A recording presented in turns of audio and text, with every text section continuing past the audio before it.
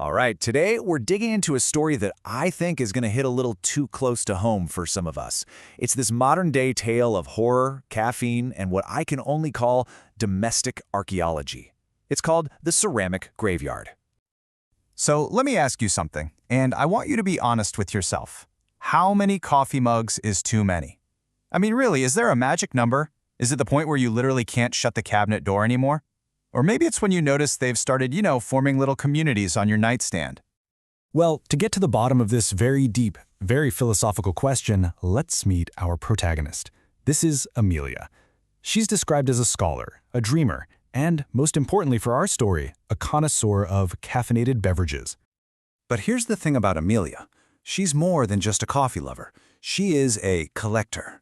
And we're not talking stamps or vintage postcards. No. Amelia collects empty mugs. The story says they follow her around the apartment like little ceramic pets, each one a monument to a beverage that's long since finished. And of course, every great hero, every great collector has to have an antagonist, right? Well, in this story, that antagonist just happens to be her roommate, who, well, she sees things a little differently. And this really shows the central conflict perfectly. On one side, you've got Amelia, just at peace amidst her ceramic companions, and on the other, you have her roommate Alara, who is a person of order and straight lines. So for Alara, this isn't some quirky little habit, it's pure, unadulterated chaos. This quote right here, it just perfectly captures Alara's frustration. The apartment was becoming a museum. I mean, can you imagine? Every time she'd turn around, bam, a new mug would appear. We're talking behind the toaster, on the edge of the bathtub, a full-blown ceramic invasion. So all this tension has been building, and it finally boils over. It all comes to a head on one fateful Tuesday morning. Okay, picture this. Amelia, in desperate need of her morning coffee, reaches for her favorite World's Okayest Student mug, and she finds nothing. The cupboard is bare, the dishwasher is empty, the sink is, and I quote, strangely clean. For a mug collector, this is basically the apocalypse. Her mind just starts racing. What could have possibly happened? A simple burglary? Or, as she starts to wonder, maybe something far more sinister, like a highly specific, targeted stoneware heist. Now the caffeine withdrawal headache is setting in, and she confronts the only logical suspect, Alara.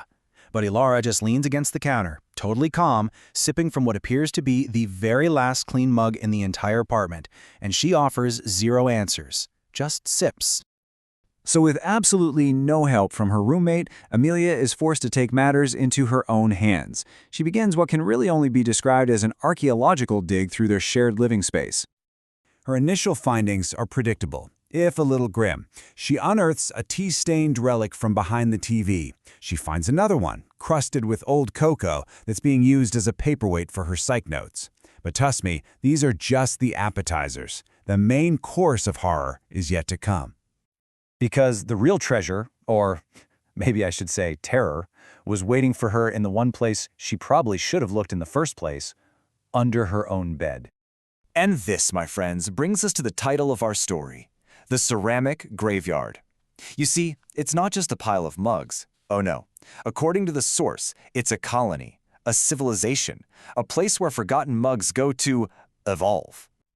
Just look at what she found down there. Mugs stacked too high, hiding in the shadows of discarded sneakers. And, this is the really disturbing part, some had been there so long they were starting to develop their own ecosystems. Yes, you heard that right, ecosystems. But hold on, the search wasn't over yet. There was one final, chilling discovery that was about to tip this story from a relatable comedy into something else entirely. So Amelia bravely picks up a festive-looking polka dot mug. She peers inside and lets out a small shriek. Why? Well, because the story says something green and fuzzy was waving back at her. And then comes the punchline that changes everything.